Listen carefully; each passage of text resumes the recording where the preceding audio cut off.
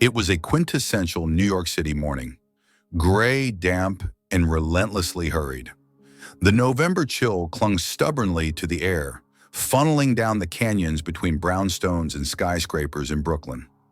Steam rose from manhole covers and sidewalk grates, mingling with the exhaust fumes of yellow taxis whose horns blared with impatient regularity.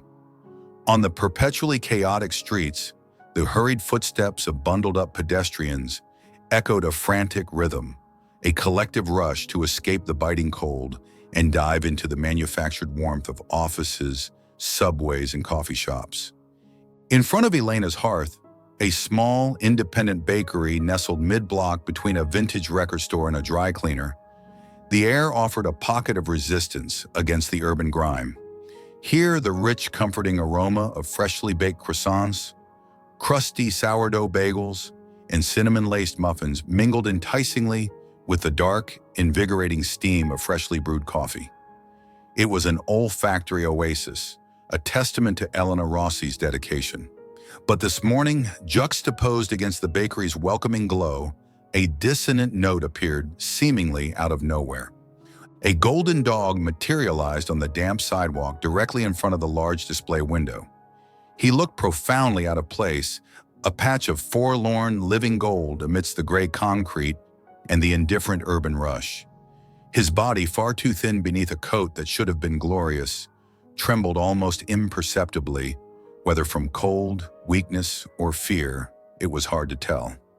His once lustrous golden fur was matted, tangled, and streaked with the grime of the city streets, telling a silent, heartbreaking story of days, perhaps weeks, spent in abandonment and hardship. He carried an aura of deep sadness, a quiet desperation that seemed to absorb the surrounding noise. But what truly arrested the eye, what silenced the internal monologue of anyone who paused long enough to truly look, were his eyes. Large, intelligent, soulful brown eyes, fringed with surprisingly long lashes, stared out from beneath his furrowed brow. They weren't just asking for a dropped crumb or a moment's warmth. They held a deeper, more complex plea, a profound yearning for something lost, something essential: connection, belonging, perhaps forgiveness. He didn't bark, whine, or lunge towards the passers-by who hurried past, often pointedly ignoring him. He simply sat there motionless on the cold pavement, maintaining a painful, unwavering dignity, watching the bakery customers come and go with a quiet intensity, as if evaluating each face, searching, waiting, as if each departing person represented another dwindling spark of hope. Inside, Elena Rossi, the bakery's owner and chief baker, first noticed the dog while arranging a fresh tray of blueberry muffins, their dome tops glistening with sugar crystals. Her practiced movements faltered, her heart giving an unexpected, painful lurch. Running a small business in Brooklyn for the past 7 years, she had seen her share of stray animals: wary cats darting into alleys, pigeons scavenging for crumbs, even the occasional lost dog looking confused and frightened. She usually called animal control or put out some water, feeling a pang of sympathy before the relentless demands of kneading dough, serving customers, and managing inventory inevitably reclaimed her attention. But there was something profoundly different about this golden dog. It wasn't just the obvious neglect, the heartbreaking thinness. It was the stillness, the quiet despair etched into his posture, yet paradoxically combined with a gentle, almost noble demeanor. He seemed utterly defeated, on the very brink of giving up, yet somehow he still clung to a fragile thread of hope, manifested in his patient, silent vigil. From time to time, as she watched covertly from behind the counter, she saw him lift a hesitant, muddy paw, holding it suspended for a moment, as if gathering the courage to knock on the glass door, to actively plead for entry. But he never did. The paw would lower slowly, dejectedly, back to the cold concrete. It was as if he were waiting for an invitation, a specific permission that never seemed to come. The poignant scene began to capture the attention, however fleeting, of some customers. Mrs. Petrova, a frail but sharp-eyed elderly woman who bought a challah loaf every Friday like clockwork, stopped mid-transaction, her gaze fixed on the dog outside. "Oh, Elena, look," she murmured, her voice thick with sudden emotion. "He reminds me so much of Sonny, my golden retriever I lost years ago. Same sad eyes." She sighed heavily, clutching her bread. A young man in expensive sneakers, waiting for his latte, glanced out, visibly winced, then quickly looked away, tossing his half-eaten bagel guiltily into the nearby trash bin before hurrying off. A mother quickly steered her young child away, muttering something about diseases. Most, however, simply didn't see him or chose not to. Life in New York, Elena knew all too well, moved on with relentless, self-absorbed momentum, swallowing individual stories of hardship, human or animal, without a second thought, like pebbles tossed into a vast, indifferent ocean. Elena tried to focus on her work, foaming milk, bagging bagels, making change, but her eyes kept straying to the window, drawn back to the silent, golden sentinel outside. His stillness unnerved her. It felt less like apathy and more like a conscious, determined waiting. But waiting for what? Or whom? As the frantic morning rush subsided into a steadier midday flow and then began to fade towards the early winter evening, the gray sky deepening into a bruised purple, Elena stepped outside into the biting air. She carried a bag heavy with the day's leftover bread and unsold pastries, heading for the large bins in the alley. The dog was still there, still sitting in the exact same spot, though now he looked even more exhausted, his head drooping slightly, the trembling more pronounced in the gathering dusk. As Elena approached the curb, the dog slowly, stiffly, pushed himself to his feet. He didn't run towards the bag of potential food, didn't pounce or bark. He simply approached her, very slowly, deliberately, his movements tentative, almost painful to watch, until he was directly in front of her. And then he did something entirely unexpected. He lifted his muddy paw, not in hesitation this time, but with clear intent, and gently, deliberately touched the back of Elena's hand where it rested against her leg. She froze, completely still. The rough texture of his paw pad, cold and damp against her skin, sent an inexplicable jolt through her, silencing the city's cacophony in her ears. Honking taxis, distant sirens, the chatter of pedestrians, it all momentarily vanished. There was only the biting cold air, the fading light, the tangible weight of that paw, and the unwavering intensity of his gaze fixed upon hers. In that suspended moment, looking deep into those sorrowful brown eyes, Elena felt an uncanny shock of recognition, a sudden, piercing awareness. This dog wasn't just lost or hungry. He wasn't randomly waiting for any kind soul. He was waiting for someone, for something. This touch, this gaze felt like a final, desperate plea, a last gamble on a single chance. And somehow, inexplicably, she felt he was waiting for her. Elena stood there on the cold Brooklyn sidewalk, utterly frozen, the dog's paw resting trustingly, yet with palpable weight in her hand. It wasn't just a physical touch. It felt like a silent, desperate communication, a plea that bypassed words and pierced straight into a carefully guarded part of her soul. The overwhelming, deafening noise of the city, the incessant honking, the rumble of the subway beneath their feet, the hurried footsteps and fragmented voices seemed to recede, creating a strange, intimate bubble around just the two of them under the sickly yellow glow of the streetlights. An inexplicable connection hummed between them, ancient and profound. Something her logical mind couldn't grasp, but her heart instantly recognized. As she looked deeper into those soulful brown eyes, now filled with an almost unbearable mixture of sorrow, exhaustion, and flickering hope, she felt a sharp, familiar pang of pain deep within her own chest, as if this silent encounter had cracked open a vault of buried memories. griefs she thought she had long since locked away. "You're lost, aren't you, boy?" she whispered, her voice barely audible, strangely unsteady. The question felt inadequate, superficial, yet it was all she could manage. The dog didn't bark or whine. He simply tilted his head slightly, a curiously intelligent gesture, as if he understood her words perfectly. He didn't try to pull his paw away, nor did he press his advantage to beg for more. He just stayed there solid, present, waiting. It was his profound silence, his quiet dignity in the face of such obvious suffering, that struck Elena most forcefully.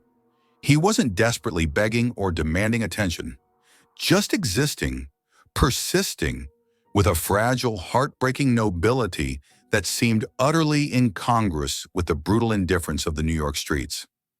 Impulsively, Elena knelt, ignoring the damp cold of the concrete seeping through the knees of her practical work pants, ignoring the curious or disapproving glances from the few remaining pedestrians hurrying past. She ran her hand, tentatively at first, then more firmly, through the dog's tangled, filthy fur. Beneath the matted clumps, she could feel the shocking prominence of his ribs, the sharp angles of his hip bones. He was dangerously thin, weak, that much was painfully obvious, malnourished, dehydrated, likely hypothermic. Yet even as her fingers mapped his fragility, she sensed an underlying resilience, a stubborn spark of strength that went beyond the merely physical.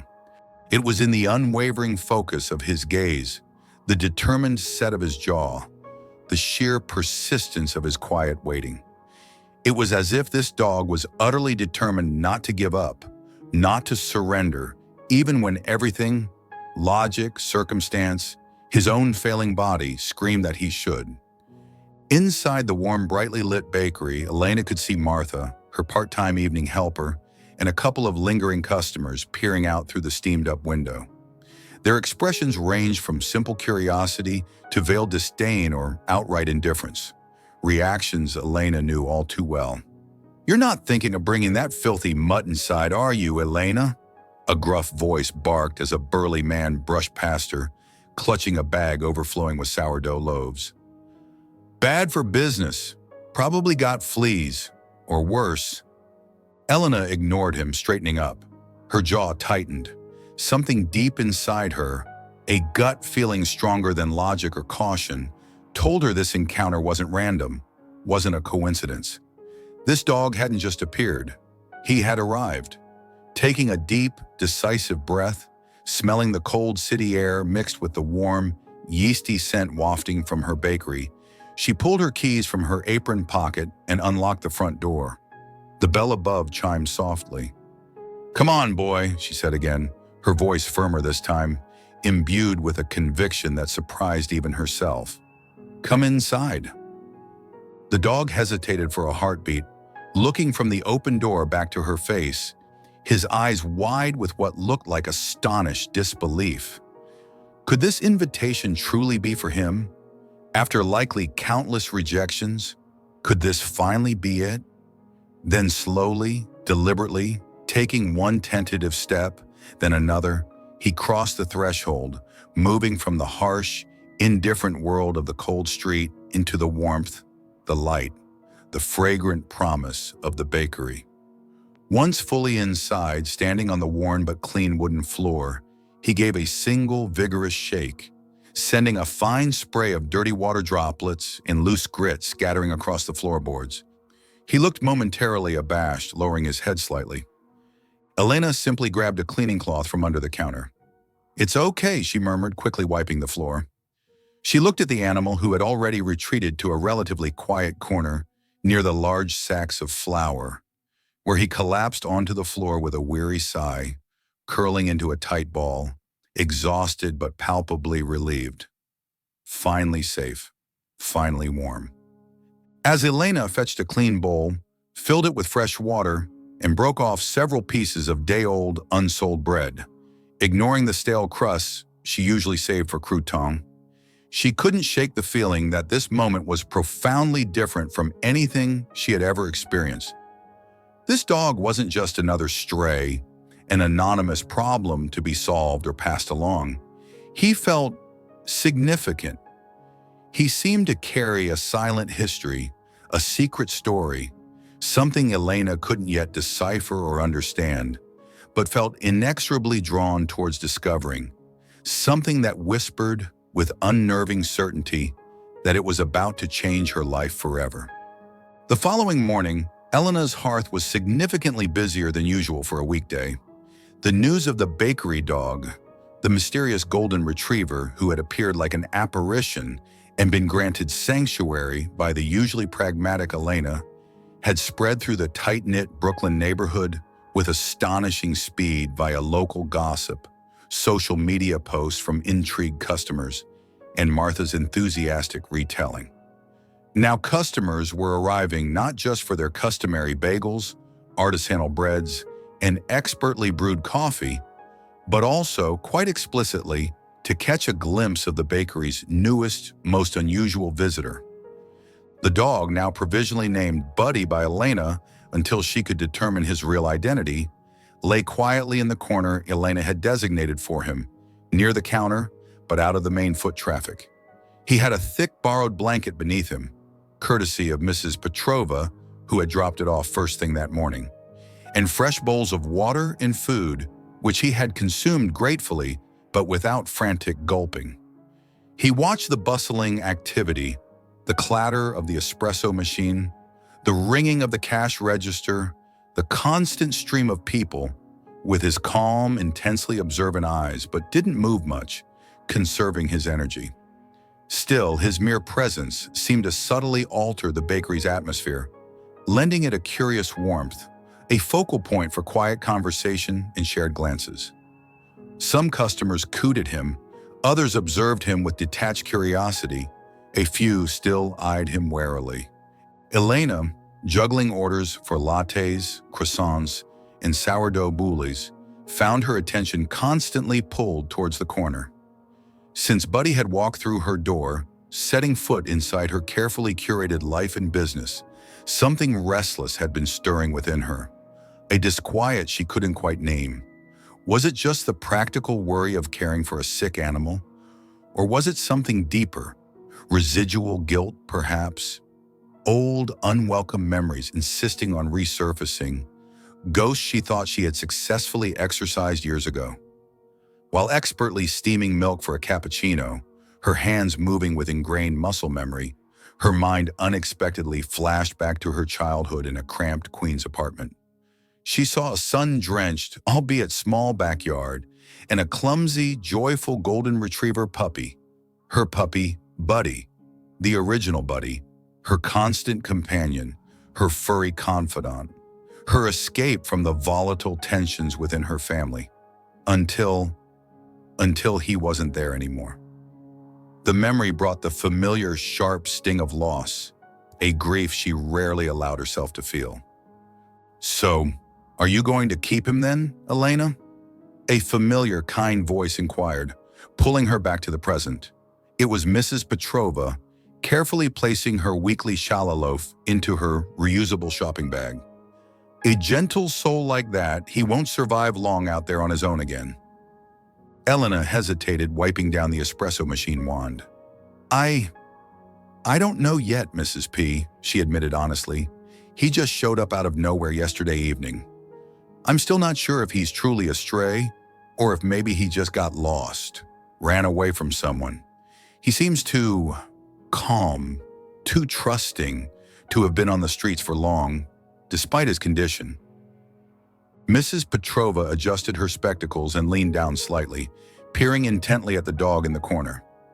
Buddy met her gaze calmly without fear. She grunted softly. "Well, if he did run away from someone, whoever let him get into this state doesn't deserve to have him back, in my opinion. Look at him." She straightened up, her eyes meeting Elena's. "It's like he's waiting for something specific, or someone." Elena knew instinctively that the elderly woman's words were true, yet she sensed there was something more to this dog, something deeper, more complex than simple hunger or abandonment, a quiet purposefulness. a story held captive behind those expressive eyes, a narrative no one could hear because he lacked the voice to articulate it. Later that afternoon, during a rare lull between the lunch rush and the after-work crowd, Elena found herself drawn back to the dog's corner. She pulled up a small wooden stool and sat beside him, the familiar scent of yeast and baking sugar mingling with the faint, not unpleasant, doggy aroma emanating from him now that he was cleaner. With a hesitant gesture, she reached out and ran her hand gently through his still matted but improving fur. He didn't flinch or shy away. Instead, he lifted his head slowly, deliberately, and looked directly into her eyes, his gaze so steady, so intense, so full of unspoken meaning that Elena felt a familiar lump form in her throat. It was uncanny. It was as if he were actively trying to communicate something vital, perhaps a plea, perhaps a silent confession, perhaps a question. The feeling was so powerful, so overwhelming, that she found herself speaking aloud without conscious thought, whispering the question that echoed in her own soul. "What happened to you, boy?" she murmured, leaning closer. "What is it you're trying so hard to tell me?" That night, Elena made the decision. It wasn't logical, it wasn't practical, it potentially invited a host of complications she couldn't afford, but it felt unavoidable, necessary. She couldn't leave him locked alone in the dark bakery overnight. The temperature outside was dropping rapidly, a biting wind howling down the avenues, and she knew, with chilling certainty, that the weakened animal likely wouldn't survive another night exposed to the elements. Closing time arrived. After Martha left, Elena carefully locked the bakery doors, turned off the display lights, and gently clipped the soft, rope leash she'd bought during her lunch break onto Buddy's collar. Another purchase, simple leather, replacing the nothingness that had been there. "Okay, boy," she said softly. "Let's go home. My home." As they walked the few blocks through the now darkening streets towards her small apartment, lit sporadically by the amber glow of streetlights and the garish neon of late-night bodegas, with the distant sounds of sirens and rumbling trucks echoing between the buildings, Elena noticed something curious, something that reinforced her earlier feeling that he wasn't a typical stray. The dog walked calmly, steadily by her side, maintaining a loose leash, his posture that of a loyal, accustomed companion. He didn't pull ahead, didn't lag behind, didn't react nervously to the sudden noises or passing shadows. It was as if he were intimately familiar with the rhythm of walking beside a human, as if he were used to following someone's lead, someone he trusted. When they reached the slightly dilapidated but charming pre-war building where Elena rented a small second-floor apartment above a laundromat, she fumbled slightly with her keys, her fingers stiff with cold. She opened the heavy front door, climbed the worn linoleum steps, and unlocked her apartment door, pushing it open and flipping on the entryway light. The dog entered slowly, cautiously, but without apparent fear, his claws clicking softly on the polished wood floor. He surveyed the small, tidy living room, the worn but comfortable sofa, the overflowing bookshelves, the small kitchenette, with a calm, deliberate assessment. He seemed oddly at ease, almost as though he had been there before, though that was patently absurd. Elena felt a strange chill snake down her spine, an unnerving prickle of déjà vu, but quickly pushed the irrational thought aside. Stress and lack of sleep, she told herself firmly. She slipped off the leash. "Okay, make yourself comfortable," she said, gesturing vaguely, while Buddy sniffed politely at the corners of the room before settling onto the small rug in front of the radiator with a grateful sigh. Elena went into the tiny bathroom. She gathered an old soft towel, a basin of warm water, and some gentle soap. Kneeling beside him again, she began the slow, careful process of cleaning him more thoroughly, mindful of his thinness and potential soreness. His fur was thick but terribly matted in places, clinging with burrs, dirt, and who knew what else from the streets. as she gently worked through the tangles near his neck, carefully scrubbing away the layers of grime. Her fingers encountered something unexpected beneath the fur, a distinct mark, a thin but noticeable line of scarred tissue encircling his neck, partially hidden. It looked old, healed, like the mark left by a collar worn too tightly for far too long. Elena stopped, her fingers gently tracing the indentation. A collar mark, definitive proof. "You belonged to someone, didn't you?" she whispered, the certainty solidifying in her mind. "Someone who wasn't very kind, maybe?" The dog looked up at her, his brown eyes deep and knowing in the soft lamplight, and for a fleeting, heart-stopping moment, it seemed as though he understood everything she was thinking, everything she was feeling. Elena felt a strange, heavy weight settle in her chest, a sense of foreboding mixed with intense curiosity. It was as if this silent animal were a complex, intricate puzzle, and she had just found the first, crucial piece, though the complete picture remained stubbornly, frustratingly hidden. Later, after Buddy had eaten again and was resting peacefully, Elena settled onto her worn sofa with a steaming mug of chamomile tea, trying to unwind, trying to process the whirlwind of the past 24 hours. But the stillness of the small apartment, usually a welcome respite, tonight seemed only to amplify the unwanted memories clamoring for attention. Inescapably, her thoughts drifted back to the original Buddy, her golden retriever puppy, her childhood shadow. He had been her rock, her confidant, her furry safe harbor during the tumultuous, often frightening years of her parents' volatile marriage. Always there with a comforting nudge, a goofy grin, a non-judgmental presence. Until that awful, tear-filled day when her father, Joseph, in the throes of one of his increasingly frequent fits of rage fueled by alcohol and frustration, had declared Buddy a useless, expensive burden they could no longer afford or tolerate. 10-year-old Elena had begged, pleaded, sobbed, clung to Buddy's neck, but the tearful protests of a powerless child carried no weight against the cold, hard determination of a man embittered by life and drowning his sorrows. When she came home from school that sweltering afternoon, the small backyard was empty. Buddy was gone. Her father refused to say where he'd taken him, only that he was gone for good. Elena never knew what happened to him after that day. The uncertainty, the guilt of not being able to protect him, had haunted her intermittently ever since. "It can't be," she murmured aloud now, shaking her head as she looked at the sleeping golden dog on her rug, his coat gleaming slightly cleaner in the lamplight. The thought was utterly preposterous, a fairy tale, a delusion born of grief and loneliness. Years, nearly 2 decades, had passed, and yet there was something undeniably familiar in his posture, in the shape of his head, in the soulful depth of those eyes. Something that made her feel irrationally, impossibly, like she was looking at a ghost from her deeply buried past.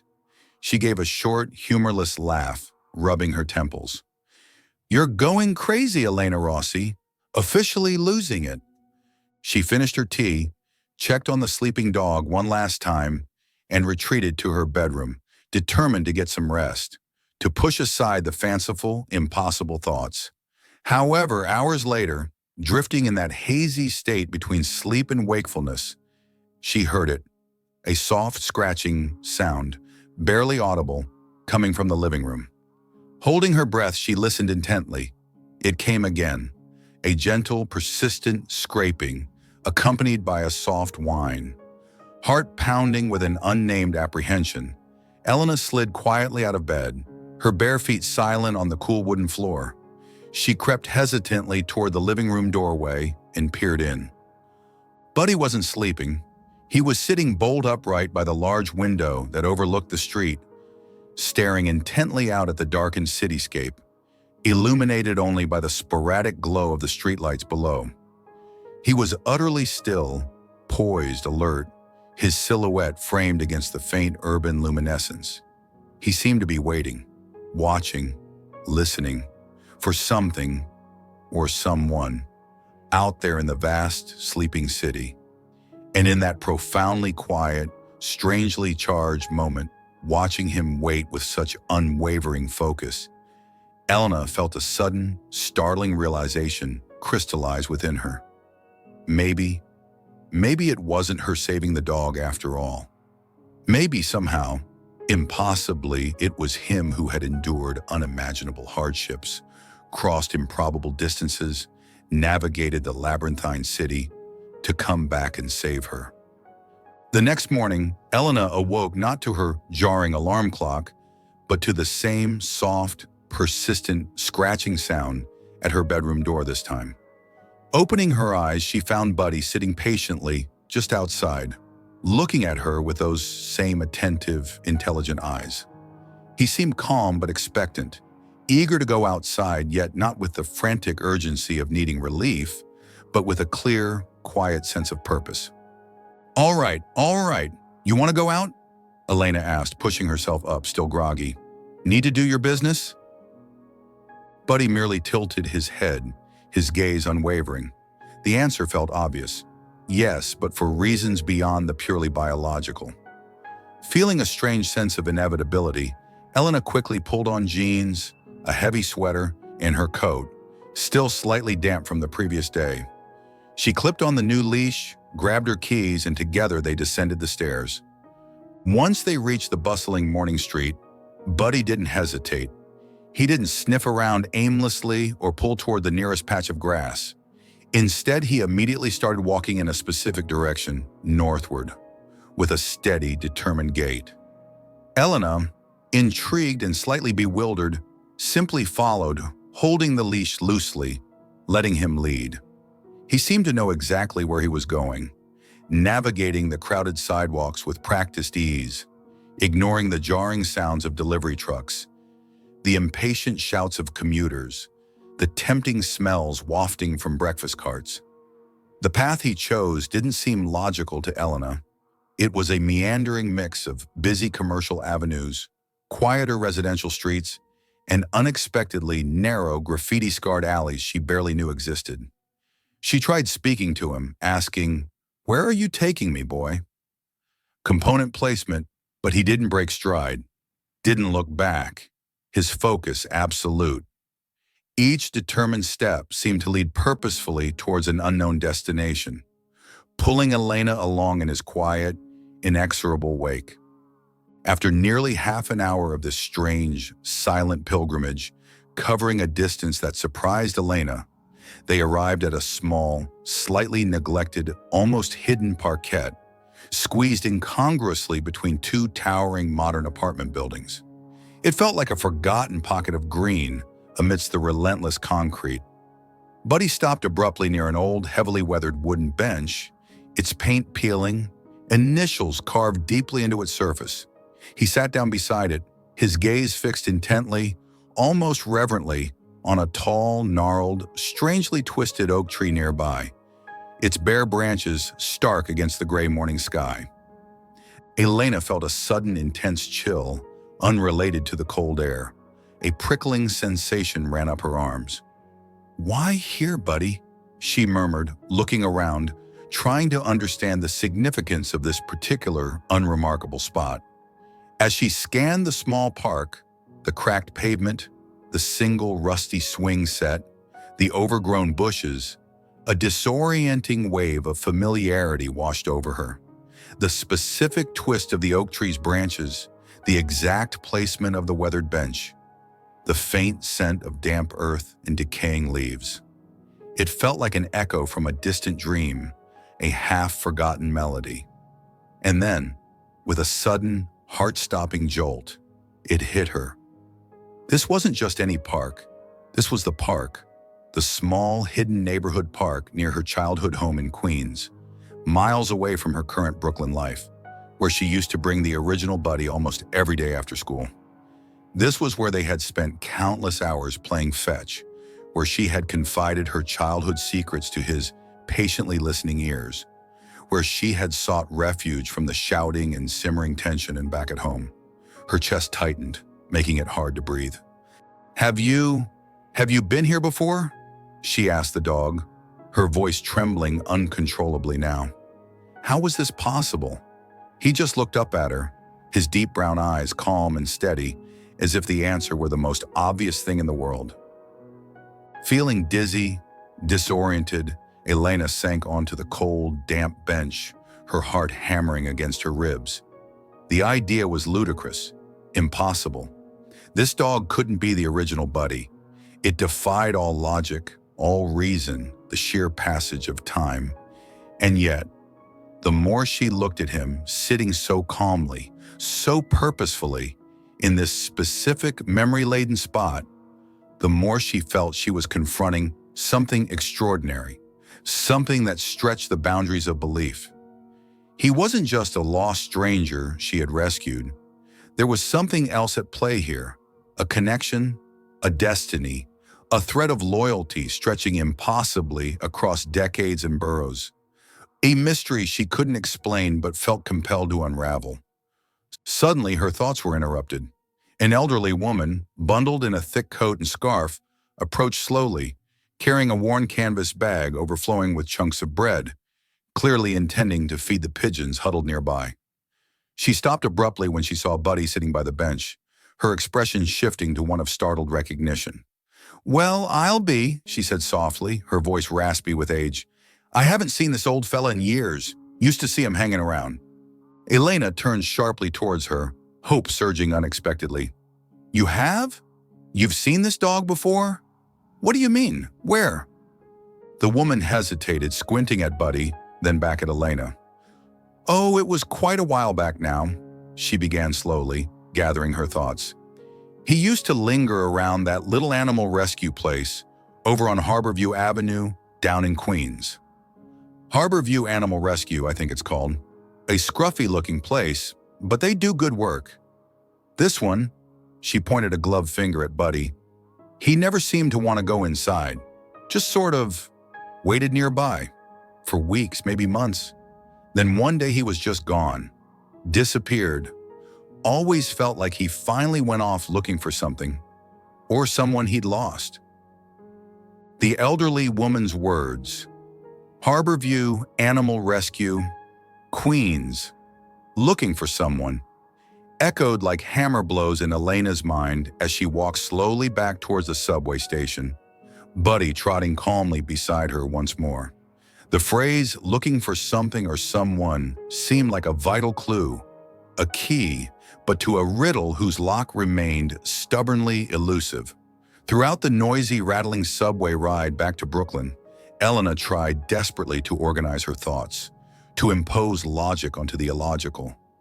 More and more fragmented memories from her childhood surfaced unbidden.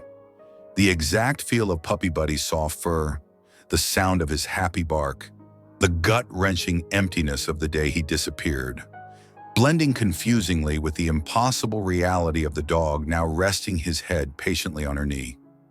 Was she merely projecting her own lifelong guilt and unresolved grief onto this stray animal? Was this elaborate fantasy just a coping mechanism? Or was there truly something deeper, something inexplicable, something almost mystical at work that she couldn't yet comprehend? That night's sleep offered little respite. Her dreams were a chaotic jumble of past and present, of lost puppies and sad-eyed older dogs, of angry fathers and kind-faced strangers. As soon as the first hints of dawn began to lighten the sky, Elena knew she couldn't wait any longer.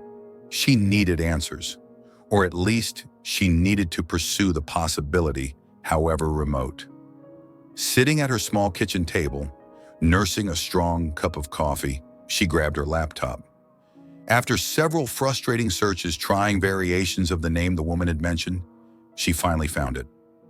Harborview Animal Rescue, a small, independent, likely underfunded shelter located in a somewhat neglected industrial area of Queens, remarkably close to the neighborhood where she had grown up. Elena's heart began to race, a mixture of trepidation and fragile hope churning within her. She hesitated for only a moment, staring at the address on the screen, before decisively writing it down on a notepad. She would go there. Today. With Buddy by her side, his presence now feeling less like a responsibility and more like a necessary anchor, Elena took the subway back out to Queens later that morning. The journey felt even longer this time, thick with anticipation and anxiety. When they finally arrived at the address, the shelter looked exactly as run down and overlooked as she had imagined. A chain-link fence, patched in places and slightly rusty, a small, crooked wooden gate hanging slightly askew, a simple, low-slung cinder block building with peeling paint and barred windows. But despite the air of neglect, there was also a sense of quiet dedication, evidenced by the neatly stacked bags of donated food near the entrance and the sound of muffled barking from within. As Elena pushed open the creaking gate, a middle-aged woman with kind, weary eyes, dressed in practical jeans and a faded sweatshirt bearing the shelter's logo, came out from the main building, wiping her hands on a towel. "Can I help you?" she asked, her voice gentle but tired. Elena took a breath, trying to sound calm and rational. She quickly explained how she had found the golden dog outside her bakery in Brooklyn, how he seemed unwell but strangely purposeful, and recounted the conversation with the elderly woman in the park who mentioned seeing him near this specific shelter years ago. The caregiver, who introduced herself as Sarah, the shelter manager, looked down at Buddy attentively as Elena spoke. A flicker of recognition crossed her face almost immediately.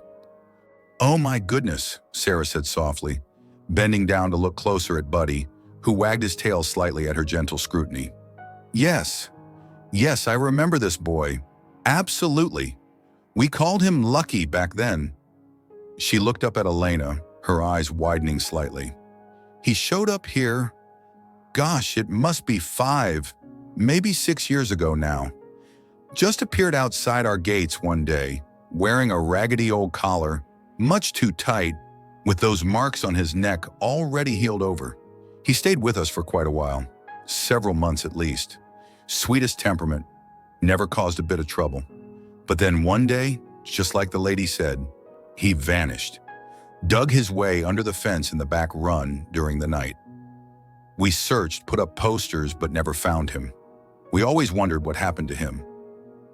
"Lucky?" Elena murmured the name, kneeling beside the dog, feeling a strange buzzing in her ears. He looked up at her, then back at Sarah, as if patiently waiting for them to piece together his story. "Did you ever find out who he belonged to?" Elena asked, her voice trembling slightly. "Before he came here?" Sarah shook her head regretfully. "No, never. No microchip, no tags other than the old collar. We posted his picture everywhere, checked all the lost dog sites, but no one ever came forward to claim him. It was strange, though," she added thoughtfully, frowning slightly. "He was different. Always seemed to be waiting, watching the gate. He never really bonded with any of the staff or volunteers here. Not properly. Liked attention, sure, but always seemed distant. Like his heart was somewhere else. He turned down several good adoption offers too. Just wouldn't connect with the families. It was like he was holding out for someone specific." Elena felt a familiar knot tighten in her chest, a breathless feeling, as if a crucial piece of a giant, complex puzzle was hovering, about to fall into place. As Elena gently petted Buddy's head, feeling the solid reality of him beneath her hand, Sarah seemed to hesitate for a moment. Then her eyes lit up with another memory. "You know," she said slowly, snapping her fingers, "there was something else, something curious about him. When we first found him, when we took off that awful tight collar, there was a small piece of metal tangled up in it.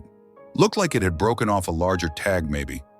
It was a little medallion, quite tarnished, with a name engraved on it. We kept it in his intake file, just in case it ever meant something." Elena looked up sharply, her heart pounding violently against her ribs. She could barely breathe. What was the name?" she managed to ask, her voice thin, reedy.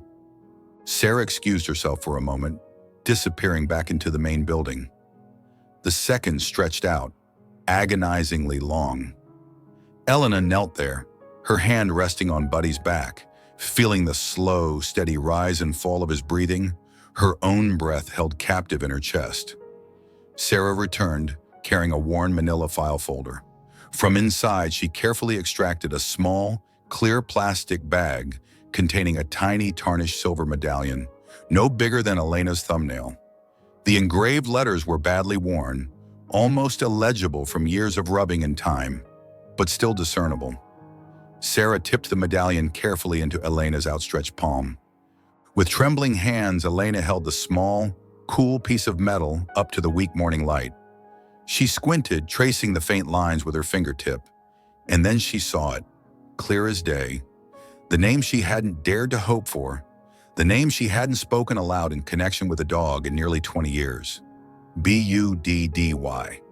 Elena stood utterly frozen on the cracked pavement outside the Harbor View Animal Rescue, the small, tarnished silver medallion feeling simultaneously insignificant and immensely heavy in her trembling palm. Buddy, it couldn't be. It was impossible. A trick of the light, a desperate projection of her own longing, a cruel coincidence. Years had passed, almost 2 decades. Dogs didn't live that long, did they? Especially not dogs who had clearly endured hardship, abandonment, years likely spent fending for themselves or in precarious situations. And yet, as she looked down at the golden dog sitting patiently, calmly by her side, staring up at her with those deep, serene, knowing eyes, it felt less like impossibility and more like destiny. He seemed to already know what she had just discovered, seemed unsurprised, seemed simply content. Are you absolutely sure he came here with this? Elena finally managed to ask Sarah, her voice strained, barely recognizable as her own. She struggled to control the tremor in her hands, the wild hope warring fiercely with disbelief. Sarah nodded emphatically, her gaze fixed on the medallion now resting in Elena's palm, her expression a mixture of sympathy and awe. Positive, it was tangled right into the worn leather of that old collar he had on when he arrived. We kept it safe in his file, thinking it might be important someday, maybe help us trace an owner. But we never found anyone searching for a dog wearing this specific medallion or anyone connected to that name. Sarah hesitated, noticing the profound, almost shattering change in Elena's expression, the dawning shock, the tears welling in her eyes. Does this name mean something to you? Elena didn't know how to respond, how to articulate the maelstrom of emotions surging through her. A part of her, the rational, pragmatic Baker, screamed that this was insane, a coincidence stretched beyond credulity. But another deeper, more ancient part of her soul, the part that had never stopped grieving her lost childhood companion, whispered that this was real, undeniably real. I had a dog named Buddy when I was a little girl, she began, her voice cracking, faltering over the name. He was a golden retriever, too. Looked so much like him. She gestured helplessly towards the dog at her side. My dad, he took him away one terrible day. Said he took him to a shelter, but I never knew which one. Never knew for sure what happened. And now this. She lifted the medallion again, holding it out as if the small piece of metal itself contained both the unbelievable answer and the overwhelming question. Sarah looked from Elena to the dog, then back to the medallion, her eyes wide with dawning understanding and wonder. Oh my goodness, she breathed. I don't know how to explain this. It seems impossible. But Lucky, or Buddy, as you call him, he showed up here all those years ago, like I said.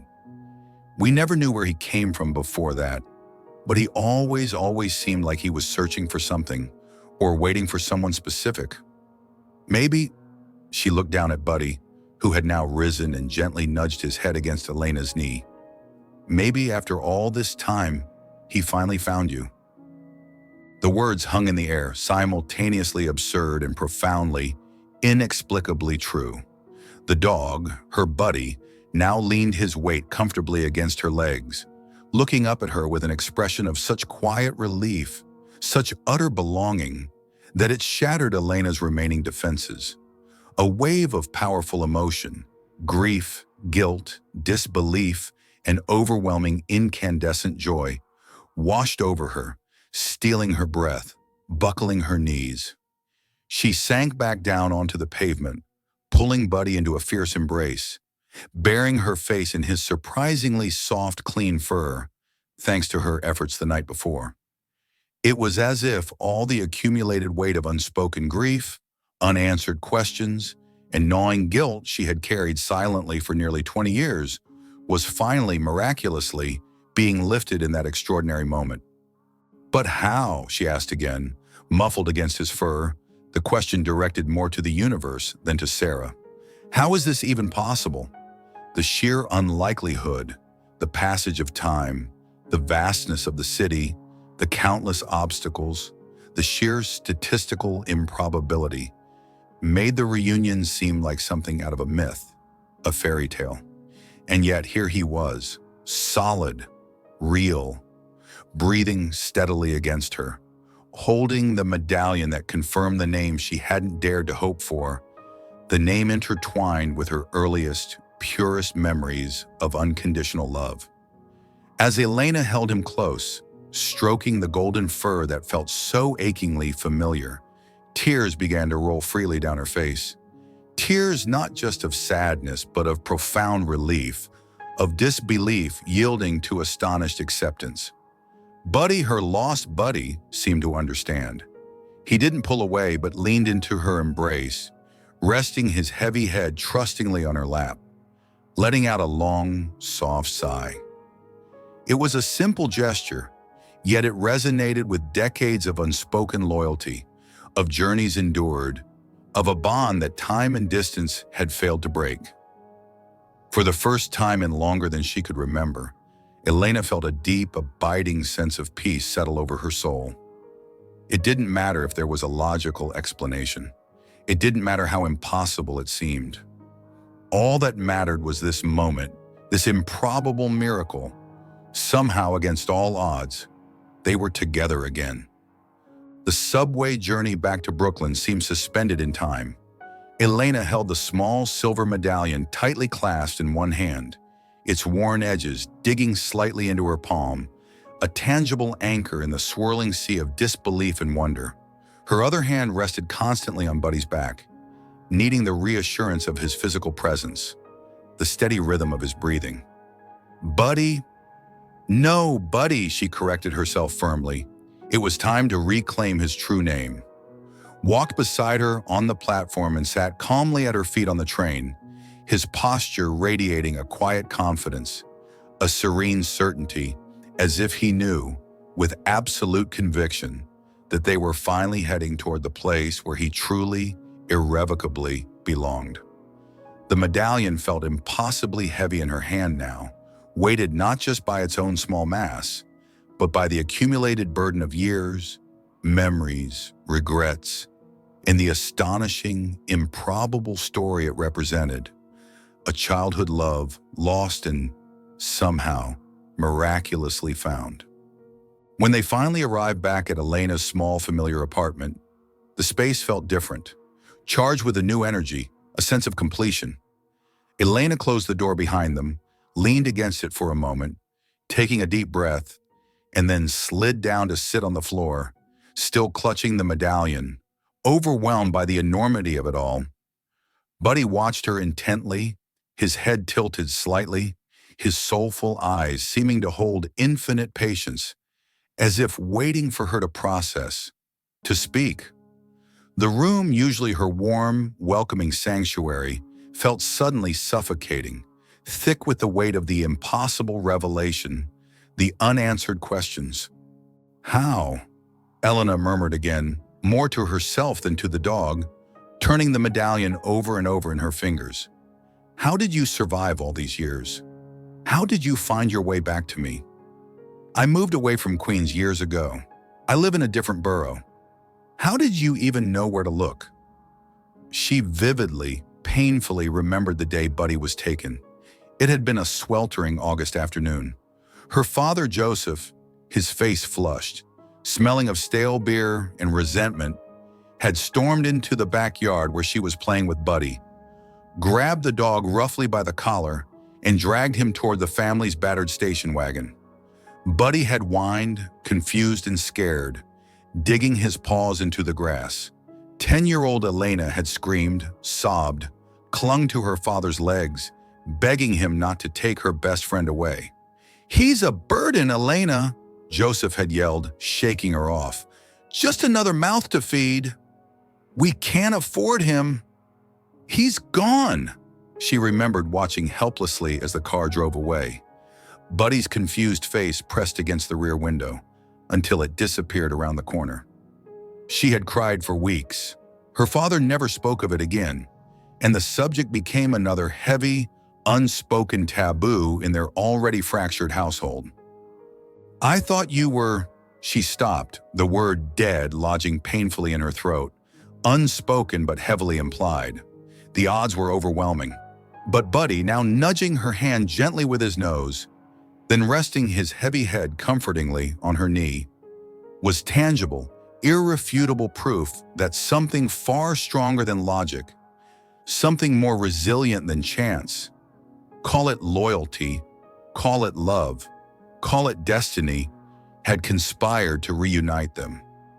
Elena wrapped her arms around his neck, burying her face once more in his fur, feeling a profound connection that seemed to effortlessly bridge the chasm of time, distance, and hardship. In the days that followed, Elena moved in a haze of wonder and readjustment.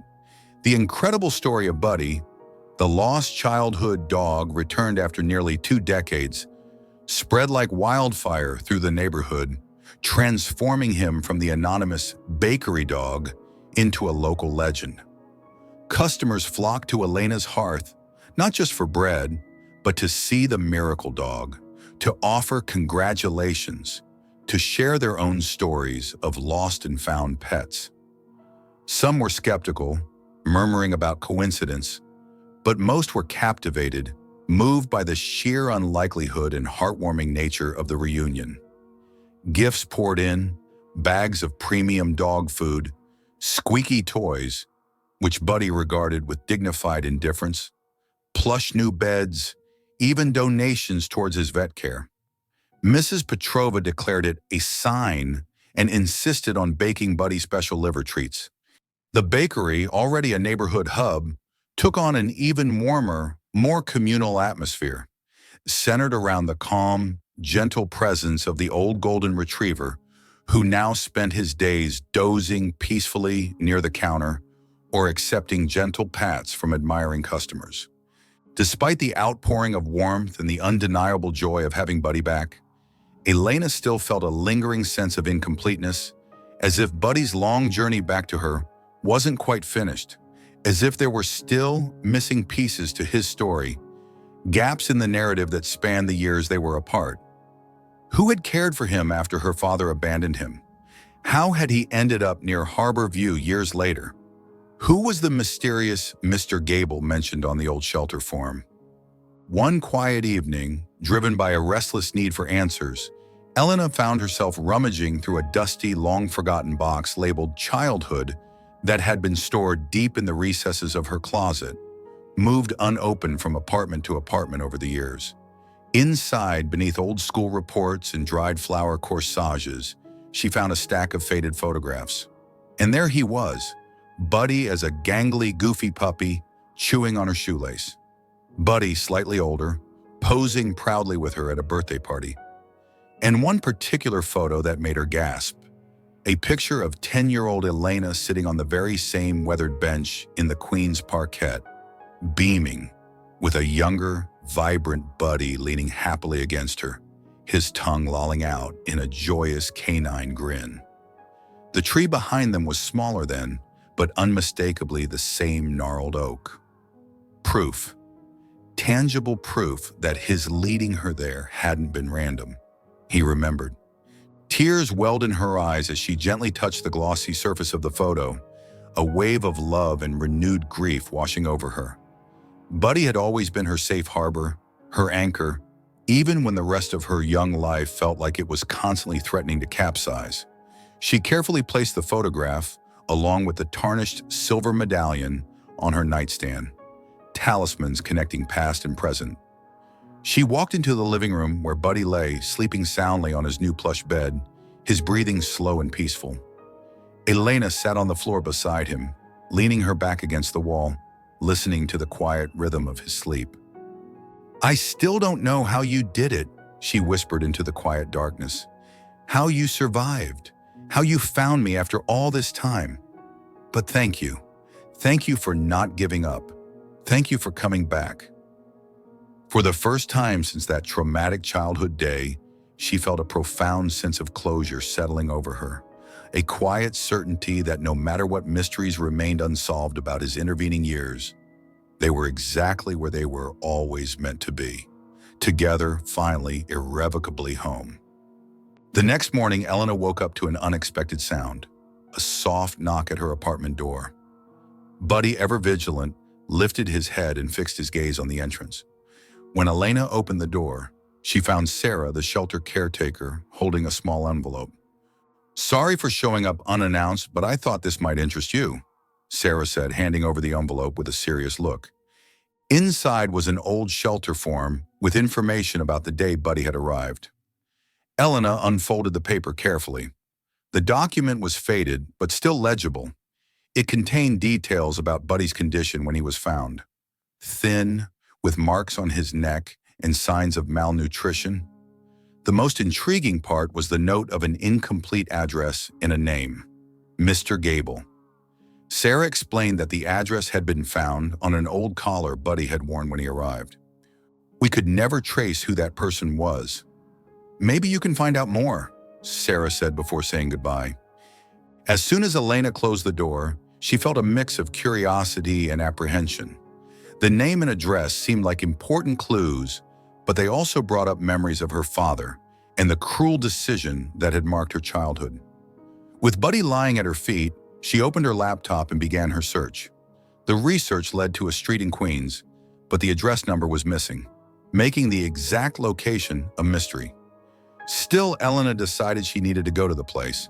She got Buddy ready for the walk and called a taxi, feeling her heart race with every passing kilometer. When they reached the mentioned street, something familiar took over her. The old houses and neglected gardens seemed frozen in time. Elena and Buddy walked slowly, observing every detail until they reached a small, rusty gate. There was a faded sign with the surname Gable nailed to the wooden fence, almost invisible under the fallen leaves. Elena shivered. She pushed the gate, which creaked loudly, and followed the path to a modest house with broken windows and peeling walls. Buddy stopped beside her, his eyes fixed on the door, as if he knew this was the place. Elena hesitated before knocking, but there was no answer. She peeked through the window and saw an abandoned interior with dusty furniture and boxes scattered on the floor. Just as she was about to leave, an elderly neighbor appeared. "Are you looking for Mr. Gable?" he asked. Elena briefly explained her story, and the man nodded. "He moved away years ago. He was a lonely man, but he loved that dog. He always said the dog was waiting for someone important. I think he never had the courage to let him go completely." The neighbor's words left Elena deep in thought as she walked back home with Buddy by her side. There were so many loose pieces in the puzzle, but one thing was certain. Buddy had taken a long journey to find her. Perhaps Mr. Gable had only been a temporary guardian, caring for Buddy until the right moment to return him to where he truly belonged. Back at the apartment, Elena sat on the couch with Buddy by her side, the locket in one hand and the shelter record in the other. Her mind was filled with unanswered questions. Who was Mr. Gable, really? And how had Buddy survived and found his way back to her? The silence of the apartment seemed heavy with meanings she couldn't quite grasp. Buddy, on the other hand, appeared calm, as if he already had all the answers he needed. As Elena stroked Buddy's head, she noticed something she had previously overlooked. On the back of the locket was a nearly faded inscription. "It's never too late." The simple words carried an unexpected weight. She read them repeatedly, feeling it was a message meant for both her and Buddy. Perhaps destiny was offering them a second chance, an opportunity to mend what had been lost in the past. Determined to close the circle, Elena decided to do something she had avoided for years: visit her old home in Queens.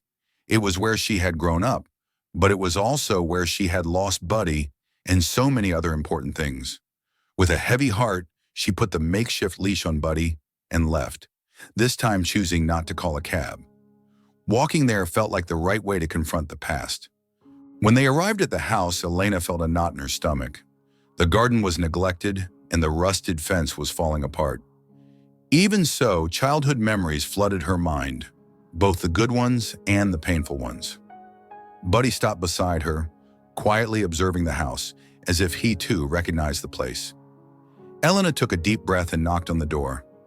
A woman she didn't know opened it, explaining that she had bought the house years ago. Elena gave an awkward smile and asked about the family who had lived there before. The woman didn't know much, only mentioning that some old belongings had been left in the basement. "You're welcome to take a look if you'd like," she offered. Hesitant, Elena stepped inside, feeling the walls echo with voices from a time that now felt distant. In the basement, she found a small wooden box with her name hastily written on it. Inside were old photographs, childhood drawings, and a sealed envelope. With trembling hands, she opened the envelope and found a letter written by her father. The words were filled with regret. He apologized for taking Buddy away from her and admitted he never should have done it. At the end of the letter, he wrote, "I hope that one day Buddy finds his way back to you. He was always stronger than I ever was." Elena sat on the floor, tears streaming down her face. The letter confirmed what she had always known in her heart. Buddy had never stopped searching for her, and now they were finally together again. Looking at Buddy, who was sitting beside her, she smiled. "I think we're finally where we're meant to be, boy. Home,